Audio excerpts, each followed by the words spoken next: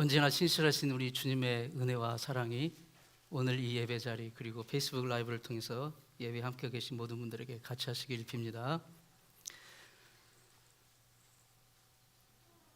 우리 여성들이 향수를 좋아합니다. 세계에서 가장 향기로운 향수의 원액은 그 남동 유럽 쪽에 있는 불가리아에 있는 발칸 반도의 그 발칸 산맥에서 피는 장미에서 추출을 한다고 합니다. 그 장미 추출하는 생산업자들이 그 발칸 산맥의 장미를 추출할 때 언제 하냐면 가장 춥고 어두운 저녁 그 자정 미드나잇부터 새벽 2, 3시 사이에 그 장미를 딴다고 합니다. 그 이유는 장미는 한밤중에 가장 진한 향을 품어내기 때문이라고 합니다. 우리의 인생도 정말 절망과 고통의 밤에 진짜 인생의 참 모습을 볼 수가 있고, 그리고 인생의 진짜 의미와 가치를 발견할 수 있습니다. 우리의 신앙과 인격이 어느 때 무르익고 성숙해지는가요? 우리가 범사에 잘되고 형통할 때보다는 정말 어려움과 고통의 시간을 만났을 때가 아닌가 싶습니다. 이 나무가 여름철에는 무성하게 잘 자라고 성장을 하지만 나무를 정작 단단하고 강하게 만드는 것은 찬바람 불고 된설이 내리는 혹독한 계절에 나무가 강해진다고 합니다. 우리의 믿음과 인격도 이 환난과 역경을 통해서 성숙해지는 그런 것이라고 할 수가 있습니다. 성경에 나오는 위대한 믿음의 사람들도 예외가 합니다.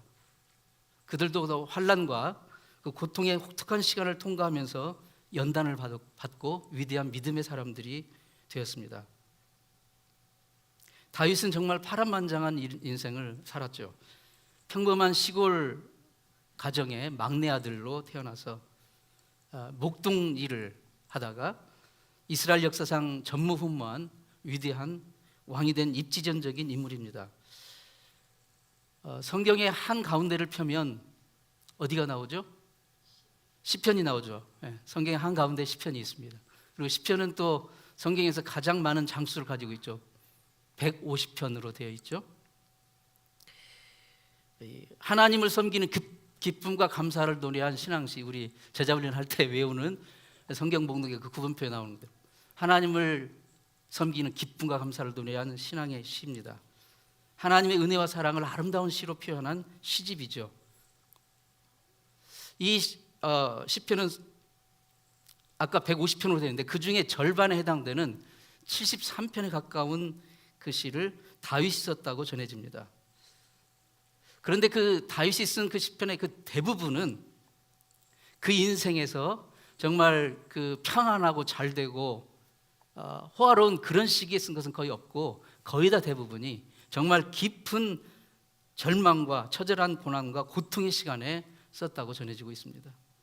어떻게 그 쓰디쓴 고난과 역경의 시간에 그렇게 눈부시고 아름다운 찬란한 그런 아름다운 시가 나올 수 있었단 말입니까?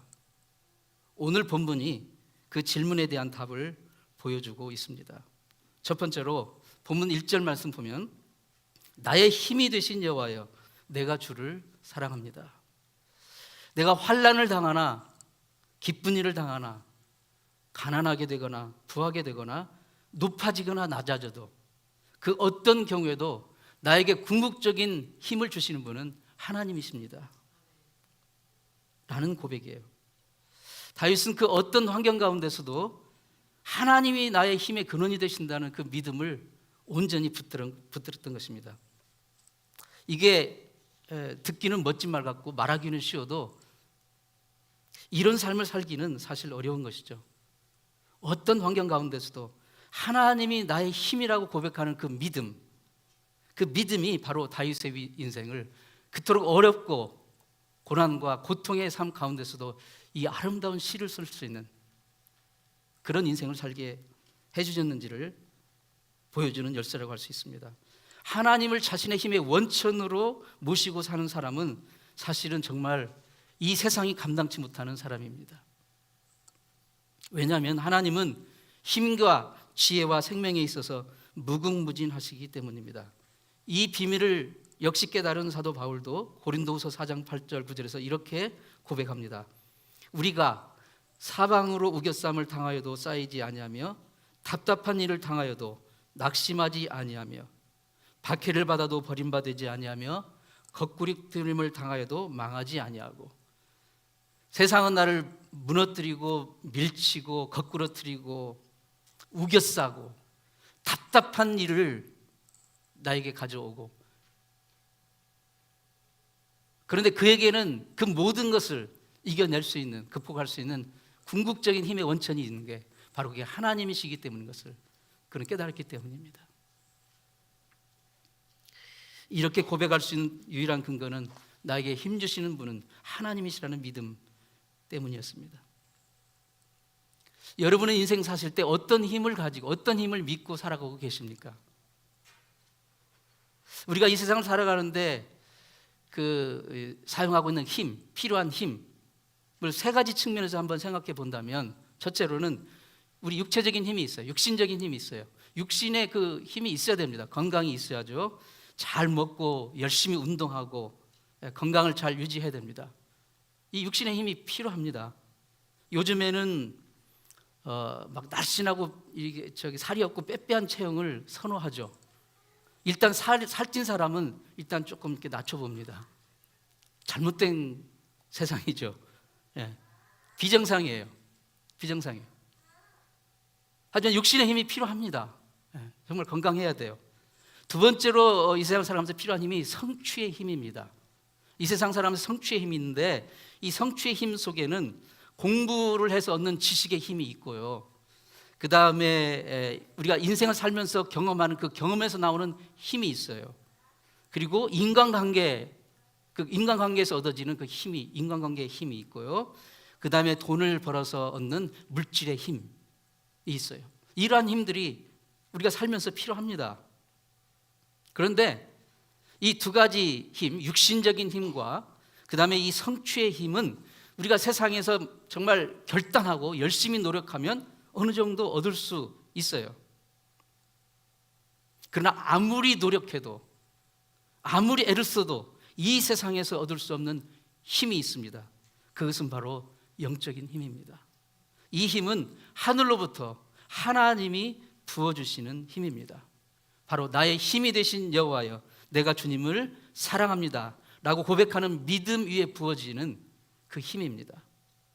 쓰디쓴 고난과 고통 중에도 눈부시게 아름다운 그 시를 만들어낸 위대한 다윗의 삶을 가능하게 했던 힘은 바로 육신의 힘 또는 성취의 힘이 아니라 하나님이 그에게 부어주셨던 그 하나님의 능력, 하나님의 힘이었던 것입니다.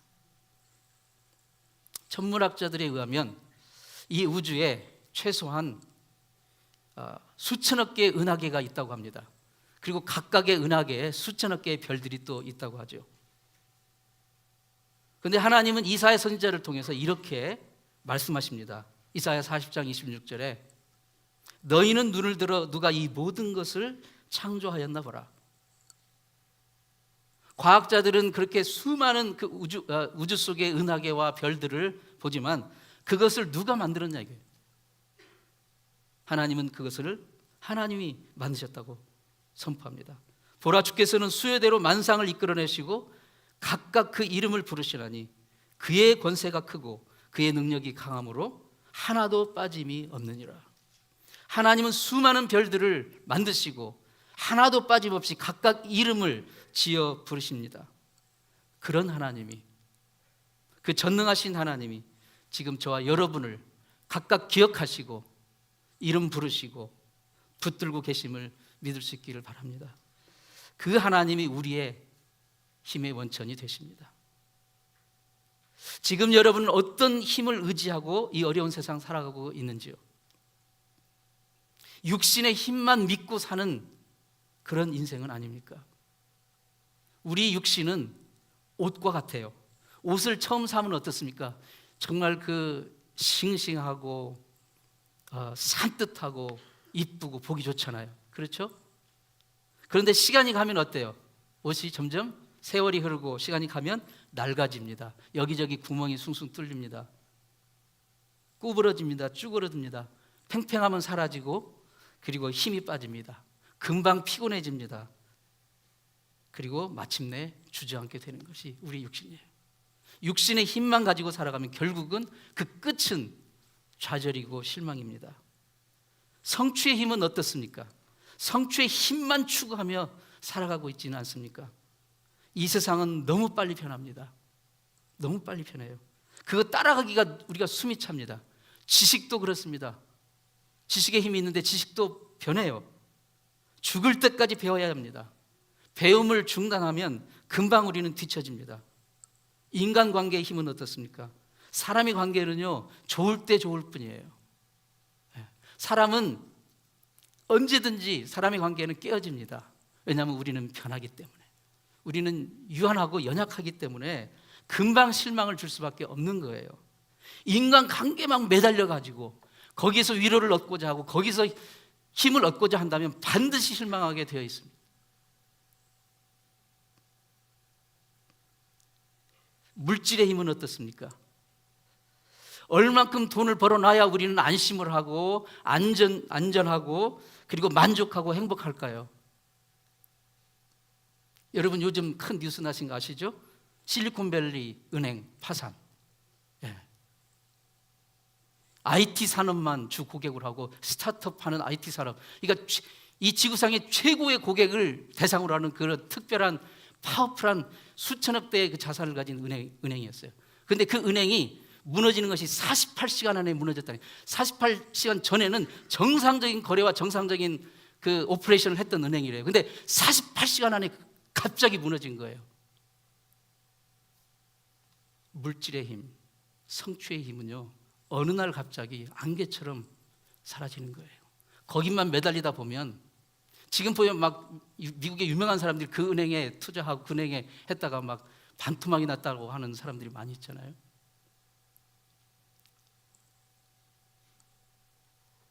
그러나 아무리 세상이 바뀌고 시간이 흐르고 사람이 변해도 변치 않는 힘이 있어요. 바로 그것은 하나님이 나를 사랑하시는 힘, 하나님이 나를 붙드시는 힘, 그분이 우리의 진정한 능력의 원천이 되는 것. 하나님은 어제나 오늘이나 영원토록 변함이 없으십니다. 그 하나님을 하나님으로 믿고 예배하는 자와 함께 해주시며 진정한 모든 것이 쓰러지고 모두가 등 돌리고 모두가 나를 에워싸고 넘어뜨리려 해도 나는 넘어지지 않는 그 힘, 그 힘이 바로 우리 하나님 아버지이십니다. 그 하나님 아버지를 예배한다고 고백할 수 있기를, 사랑한다고 고백할 수 있기를 바랍니다. 주님은 어떤 경우에도 변치 않는 나의 힘이 되십니다. 다윗이 고난과 그 고통의 삶 속에서도 정말 눈부시고 아름다운 시를 고백할 수 있는 그런 인생을 살 수 있었던 두 번째 이유는 바로 본문 1절의 하반절에 내가 주를 사랑합니다 라는 고백이에요. 내가 주를 사랑합니다 라는 고백. 이 세상에서 가장 강력하고 무서운 것 둘이 있다면 그게 뭡니까? 죽음과 사랑입니다. 이 죽음과 사랑은 우리 삶과 가장 가까이 있으면서 우리가 어찌할 수 없는 거예요. 그런데 그 죽음을 이길 수 있는, 죽음을 두려워하지 않을 수 있는 유일한 힘이 있다면 바로 그것은 하나님의 사랑입니다. 우리가 누군가 혹은 무엇인가를 사랑하게 되면 그 사랑하는 대상이 우리의 마음을 지배하게 됩니다. 진짜 무엇인가 누군가를 사랑하면 하루 종일 그것만 생각하게 되는 거예요. 지배를 받게 돼요. 지배를 받게 돼요. 돈을 사랑하면 돈에게서 힘을 얻는 부분도 있지만 결국 돈의 지배를 받습니다. 돈의 노예가 되는 거예요. 사람을 의지하면, 인간관계에서 얻는 힘만을 의지하면 그 사람에게서 또는 도움을 얻을 때도 있지만 오히려 그것이 나에게 큰 부담이 되고 나에게 큰 상처가 되기도 합니다. 우리가 무엇을 사랑하는가? 한국의 그 큰 교회를 목회하셨고 지금은 은퇴하신 목사님이 계신데 그분이 처음에 사모님과 이제 처음 젊었을 때 결혼을 막 했을 때 얼마나 사모님이 이쁜지 나훈아의 그 노래가 생각났대요. 그분의 간증에 의하면 이 세상에 둘도 없는 여인아, 보고 또 보고 쳐다봐도 싫지 않는 내 사랑아, 비 내리는 여름날에는 내 가슴은 우산이 되고 눈 내리는 겨울날에는 내 가슴은 불이 되리라. 뭐 이런 노래가 있는가 봐요. 그 가사가 생각날 정도로 그렇게 하나님이 사랑스러웠다. 사모님이 어느 날 목사님이 사모님에게 이렇게 물었대요. 여보, 당신은 당신에게 상처를 주거나 당신이 정말 싫은 사람, 그런 사람이 생기면 어떻게 할 거야? 그렇게 물었대요. 그러자 사모님이 이렇게 대답을 했대요. 나라고 왜 그런 사람이 없겠어요? 그런 사람이 있으면 어떻게 할 거야? 그런 사람이 있으면 하나님께, 하나님 정말 그 사람을 불쌍히 여겨 주옵소서, 그렇게 기도할 거예요. 이 목사님이 어느 날 이제 일을 마치고 퇴근해서 집에 들어왔는데 사모님이 안방에서 기도하는데 울면서 기도하는 소리가 들렸어요. 그래서 이렇게 가서 들어보니까 하나님 불쌍히 여겨 주세요. 우리 남편을 불쌍히 여겨 주세요.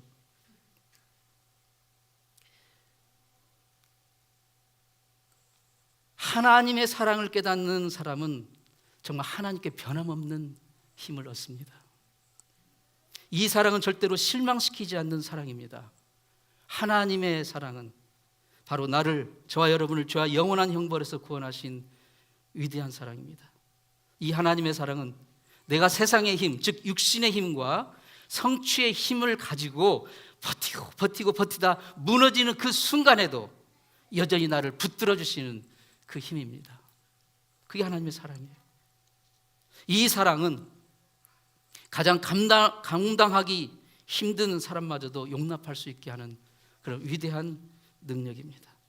이 사랑은 내가 지금 살아 숨쉬고 이만큼이라도 살게 하는 힘입니다. 무엇보다도 이 하나님의 사랑은 모든 육체의 소망이 다 끊어진 그 자리에서 나에게 마지막 소망이 되십니다. 이 하나님의 사랑을 깨닫고 하나님을 사랑하는 것이 정말 놀라운 은혜고 놀라운 능력인 줄 믿습니다. 영국에서 성경 다음으로 가장 많이 인쇄되고 출판되었다는 그 철로역정이라는 책 있죠? 철로역정, 존 버년이 쓴 철로역정. 그 존 버년은 그 철로역정이라는 책을 감옥에 갇혔을 때 썼습니다. 그 인생의 벼랑 끝에 섰을 때 그 심정을 그는 이렇게 고백했어요. 만약 예수님께서 나를 맞으실 때 칼을 들고 나오신다 할지라도 나는 그분의 발 앞에 나를 던질 것입니다. 왜냐하면 그분만이 나의 마지막 희망이기 때문입니다. 평상시에 여러 가지 우리가 도움을 여러 가지를 통해서 받고 성취의 힘, 육체의 힘, 어떤 인간관계의 힘, 여기에서 도움을 받는다 할지라도 그 모든 것은 다 무너지게 돼 있어요. 그러나 궁극적으로 내가 가장 큰 어려움을 당하고 있을 때, 아무도 나에게 와서 손잡아주지 않을 때 궁극적으로 내가 피할 피난처는 오직 하나님 분이십니다. 우리를 끝까지 지켜주실 분은 하나님밖에 없다는 것, 그 하나님의 사랑을 깨닫고 하나님을 사랑함이 진정한 힘입니다. 다윗이 고난과 역경 가운데서도 눈부시고 아름다운 시를 고백할 수 있었던 그런 인생을 살았던 세 번째 열쇠는 바로 본문 3절입니다.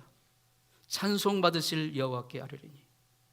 찬송받으실 하나님, 찬송받으실 하나님이라는 말은 바로 우리의 삶의 궁극적인 지향이, 목적이 하나님을 찬양하는 거예요. 하나님을 예배하는 것입니다.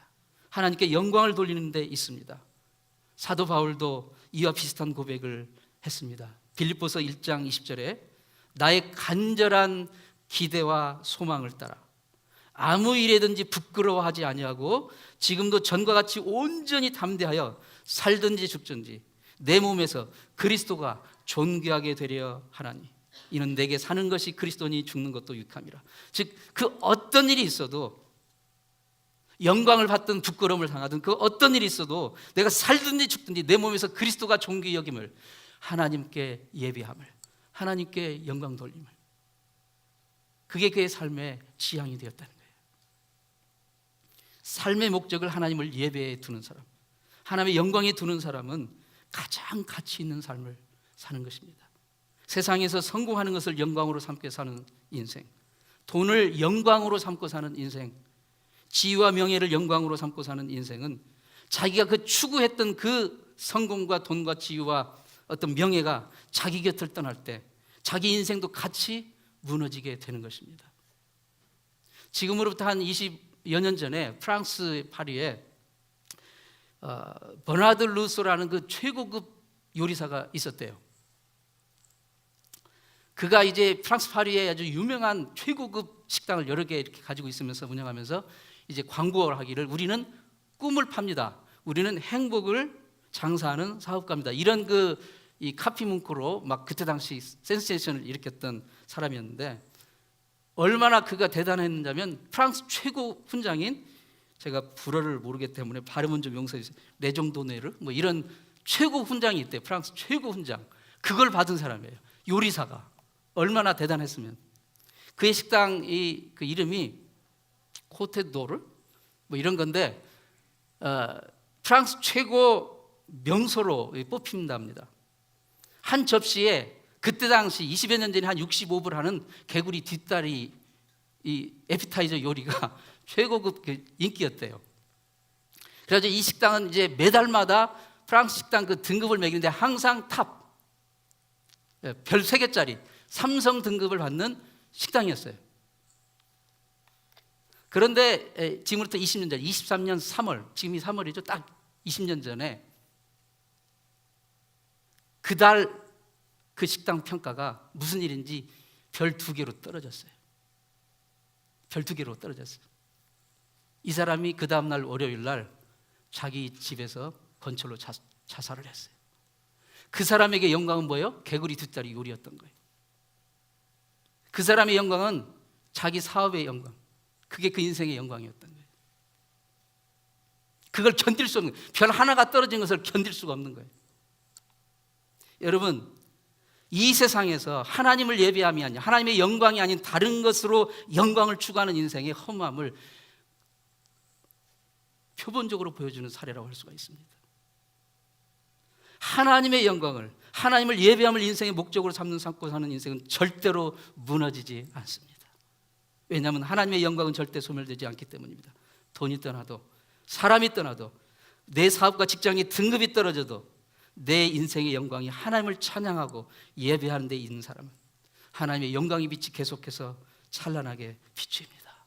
다윗은 이것을 깨닫고 고백합니다. 내가 찬송받으실 여호와께 아뢰리니 내 원수들에게서 구원을 얻으리로다. 한번 이 시간 생각해 보십시오. 나의 인생은 궁극적으로 하나님을 예배하는 인생인지, 하나님의 영광을 추구하는 인생인지, 아니면 세상 것들의 영광을 추구하는 인생인지. 나의 창조주, 나의 구원자 하나님은 나에게 있어서 언제나 찬송받으실, 예배받으실 여호와가 되시는지, 아니면 그분은 내가 일이 잘 풀리고 기분 좋을 때만 생각나고 마치 샴페인 터뜨리는 그런 장식품 같은 존재인지, 아니면 편할 때는 아무 생각도 나지 않다가 정말 내가 인생이 다급하고 어려울 때만 부르는 911 구급 앰뷸런스인지. 사랑하는 성도 여러분, 지금 여러분의 인생이 생각처럼 잘 풀리지 않으십니까? 고난과 고통과 역경 중에 있고 낭망 중에 있으십니까? 그런 고난의 시간에 다윗은 이렇게 고백했습니다. 내 영혼아, 내가 어째서 낙심하며 어찌하여 내 속에서 불안하여 하는가? 너는 하나님께 소망을 두라. 그가 나타나 도우심으로 말미암아 내가 여전히 찬송하리로다. 물론 우리가 모두 다 다윗과 같이 탁월한 삶을 살지는 못합니다.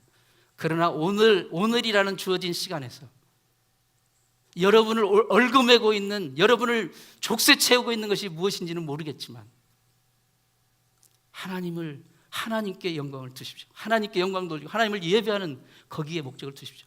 그러면 절대로 실망하지 않습니다. 여러분의 소망은 소멸되지 않습니다. 이것을 경험하는 정말 그런 귀한 믿음의 삶을 살기를, 하나님을 찬양하고 예배하는 믿음을 가지고 살기를 간절히 축원합니다.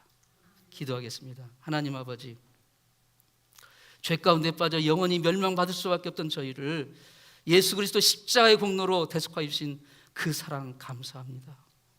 언제 어디서나 우리 구주 예수님을 찬양하고 예배하게 하여 주옵소서. 나의 힘이 되신 여호와여, 내가 주를 찬양합니다. 사랑합니다. 예수님의 이름으로 기도드립니다. 아멘.